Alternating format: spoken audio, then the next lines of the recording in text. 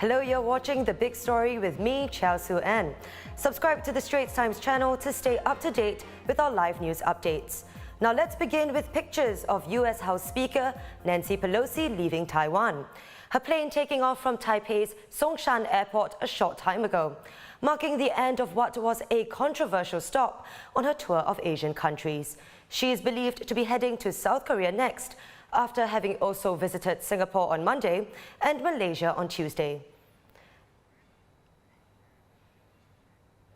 Mrs. Pelosi's day began with a visit to Taiwan's parliament, telling lawmakers that her trip makes it unequivocally clear that the US will not abandon Taiwan.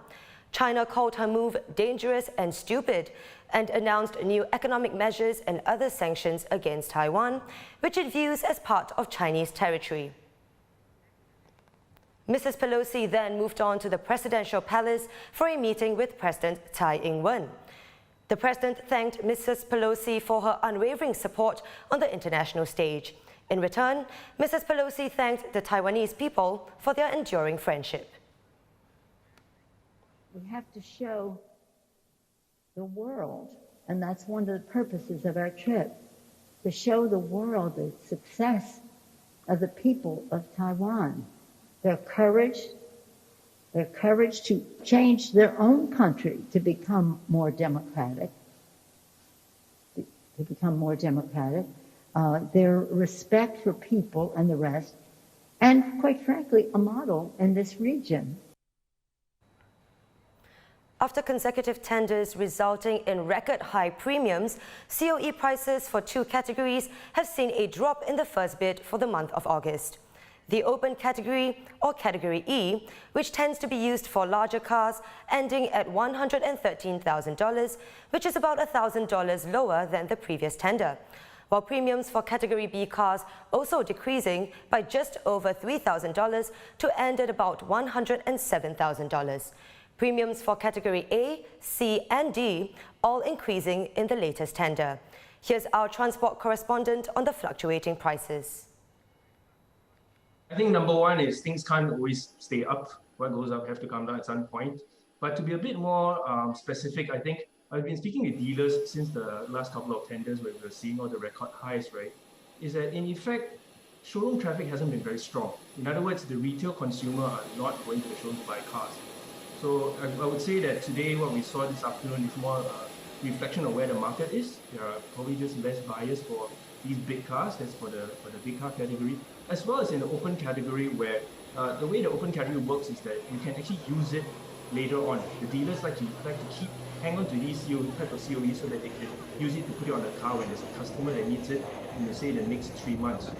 So one thing we can read from today's results is that the price that the trade is willing to pay for an open category COE also suggests as where they expect the market to be. And I guess based on this afternoon, the expectation is going to be a little bit softer than what from the last 2 months that we've been seeing.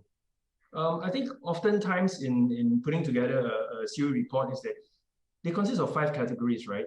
And in the 5 categories, they represent different kind of buying needs. For example, in the commercial class, you are talking about companies and their needs when it comes to replenishing or expanding their fleet. Motorcycles, there's always an argument earlier on, talk about people who use motorcycles for work, as well as those that are fortunate enough to have them as a hobby. So you see the behaviors in each category is also different from what their needs, what the motivations are, and of course, the quota on the supply side. So that's why you see that they don't all move uniformly, like everybody goes up, everybody comes down by the same measure. Taking a look at other news today, a fire broke out at an 11th floor HDB unit in Telok Blangah this morning, and around 50 residents had to be evacuated. At about 11:40 a.m., the Singapore Civil Defence Force was alerted to the fire at Block 92B, Telok Blangah Street 31. Firefighters forced their way into the unit and extinguished the fire using 2 water jets. One person was assessed by a paramedic for smoke inhalation, but later refused to be sent to a hospital. The cause of the fire is under investigation. Singapore YouTuber Daryl Ian Koshi, better known as Dee Kosh, is back in court over various sexual offences, including the attempted sexual exploitation of a young person and offering cash for sexual favors to victims under 18 years old. The prosecution said today that Koshi had capitalized on his status and influence and had deliberately sought out minors and was persistent. His offences were also described as highly premeditated. The 33-year-old's sentencing is expected to take place on Friday, August 5th. The son of a Singaporean man accused of murdering his wife in Britain testified that his father was protective of his mother and he never saw him lay a finger on her. Fong Sung Hurt, 51, is facing trial in Newcastle for murdering his wife by smothering her with a pillow in a hotel while they were on holiday. Testifying in court, the couple's eldest son, Mr. Alonzo Fong, said, "For my 26 years of life, not once had my dad laid a finger on my mum."